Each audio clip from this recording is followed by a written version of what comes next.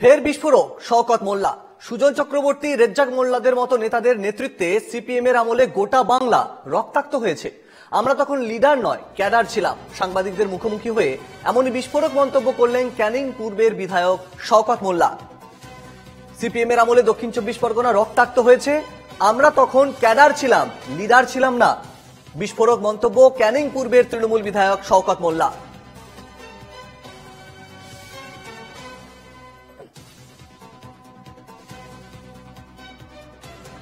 ভূতের মুখে রাম নাম শুনছি যে আজকে যে সিপিএম যাদের রাজত্বে গোটা বাংলা রক্তাক্ত হয়েছে, যাদের রাজত্বে দক্ষিণ 24 পরগনা জেলা রক্তাক্ত হয়েছে, আমিও তখন সিপিএম আমরা তো তখন ক্যাডার ছিলাম, আমরা তখন লিডার ছিলাম না।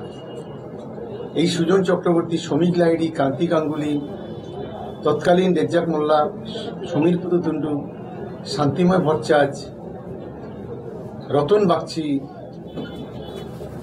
অনেক বড় বড় নেতা, সব জেলা সম্পাদক মন্ডলীর সদস্য, কেউ রাজ্য কমিটির সদস্য, তাদের নেতৃত্বে এবং নিজেদের গোষ্ঠী দ্বন্দ্বে, নিজেদের শরিকের লড়াইতে এই দক্ষিণ 24 পরগনা মাটি রক্তাক্ত হয়েছিল। কোথাও 10 জন, কোথাও 15 জন, কোথাও 9 জন, কোথাও 5 জন, কোথাও 1 জন, কোথাও 2 জন, একটার পর একটা খুন হয়েছিল। সেদিন তো এই গোলাতেড়ে এই ধরনের কথাবার্তা বলতে শুনিনি। বিষয়ে আরো বিস্তারিত জানবো। টেলিফোন লাইনে রয়েছে আমাদের প্রতিনিধি আলমগীর মোল্লা। আলমগীর, শওকত মোল্লার এই যে মন্তব্য, এটা তো বিস্ফোরক। কোন পরিপ্রেক্ষিতে এবং কখন তিনি এই কথাটা বললেন? দেখো, গতকাল যখন রেজ্জাক খা খুনের প্রতিবাদ মিছিল হয় এবং সেই প্রতিবাদ মিছিল শেষেই কিন্তু সংবাদ মাধ্যমের মুখোমুখি হয়ে তিনি এমনই মন্তব্য করেন। তিনি বলেন, আজকে ভূতের মুখে রাম নাম শুনছি, আজকে যে সিপিএম যাদের রাজত্বে গোটা বাংলা রক্তাক্ত হয়েছে, যাদের রাজত্বে এই দক্ষিণ 24 পরগনা রক্তাক্ত হয়েছে, আমি তখন সিপিএম, আমরা তখন ক্যাডার ছিলাম, আমরা তখন লিডার ছিলাম না। সুজন চক্রবর্তী, সুনীল কান্তি গাঙ্গুলি এবং রেজ্জাক মোল্লা, রতন বাগচি সহ এদের নেতৃত্বে নিজেদের শরিক লয়ে গোষ্ঠীদ্বন্দ্বে রক্তাক্ত হয়েছে গোটা দক্ষিণ 24 পরগনার মাটি। এমনই মন্তব্য করেন কিন্তু ক্যানিং পূর্বের তৃণমূল বিধায়ক শওকত মোল্লা। আর তিনি একবারে ঘটকপুকুর তৃণমূল দলীয় কার্যালয়ে বসে এমনই মন্তব্য করেন।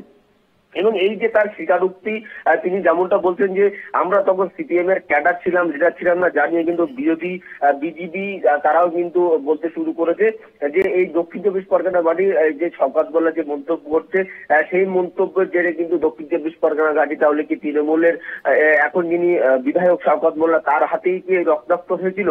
এমনই মন্তব্য করছে বিরোধী দল বিজেপি। একেবারে নিজের মুখেই কিন্তু তিনি এমনটাই মন্তব্য করেন। সিপিএম এর গোটা রাজত্ব দক্ষিণ 24 পরগনা এবং সেখানে কিন্তু রক্তাক্ত হয়েছে গোটা দক্ষিণ 24 পরগনা জেলায়, এমনটাও কিন্তু সিপিএম কে দোষারোপ করেন। এখনো পর্যন্ত সিপিএম এর পক্ষ থেকে কোন রকম প্রতিক্রিয়া পাওয়া যায়নি। আলমগীর, এই ইদানিং কালে ভাঙড় সহ এই দক্ষিণ 24 পরগনার বিভিন্ন রাজনৈতিক সংঘর্ষ বা এই খুনের ঘটনায় বারবার নিশানায় থাকে আইএসএফ, কিন্তু শওকত হঠাৎ আজকে সিপিএম এর আমলে গোটা বাংলা রক্তাক্ত হয়েছে এই নিশানা করছেন। মানে এবার কি আইএসএফ এর থেকে নজর ঘুরছে, সিপিএম এর দিকে টার্গেট হচ্ছে? একেবারে দেখো, একযোগে কিন্তু সিপিএম এবং আইএসএফ দুজনকেই আক্রমণ শানাচ্ছেন ক্যানিং পূর্বের তৃণমূল বিধায়ক। সেদিকে দাঁড়িয়ে গতকাল সংবাদ মাধ্যমের মুখোমুখি হয়ে আইএসএফ এর প্রসঙ্গ যেমনই তিনি উল্লেখ করেছেন, তার পাশাপাশি কিন্তু একেবারে সিপিআইএম কে তিনি নিশানা করেছেন। সিপিআইএম এর এই বক্তব্য তিনি বলেছেন যে আজকে ভূতের মুখে রাম রাম শুনছি, সিপিএম এর হাতে দক্ষিণ 24 পরগনা গোটা মাটি রক্তাক্ত হয়েছে, এমনই তিনি মন্তব্য করেছেন। একেবারে একদিকে যখন খুনের ঘটনায় আইএসএফ কে দোষারোপ করছিল ক্যানিং পূর্বের তৃণমূল বিধায়ক শওকত মোল্লা, সেই জায়গায় দাঁড়িয়ে কিন্তু সিপিআইএম কেও একযোগে দোষারোপ শুরু করেছেন ক্যানিং পূর্বের তৃণমূল বিধায়ক শওকত মোল্লা। যা নিয়ে কিন্তু শুরু হয়েছে জোর রাজনৈতিক চর্চা। ধন্যবাদ আলমগীর।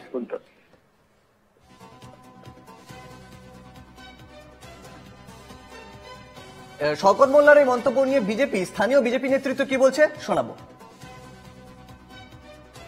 শওকত মোল্লা কোনোদিন ক্যাডার ছিল না, এ ছিল সিপিএম এর ক্রিমিনাল, এখন টিএমসি এর ক্রিমিনাল। এ শুধু জার্সি পরিবর্তন করেছে, আর এই ক্রিমিনালরাই বাংলাকে রক্তাক্ত করেছে, আগেও করেছে, এখনো করছে। এর জলজান্ত উদাহরণ হলো খোদ বাংলার মুখ্যমন্ত্রী মমতা ব্যানার্জি নিজেই।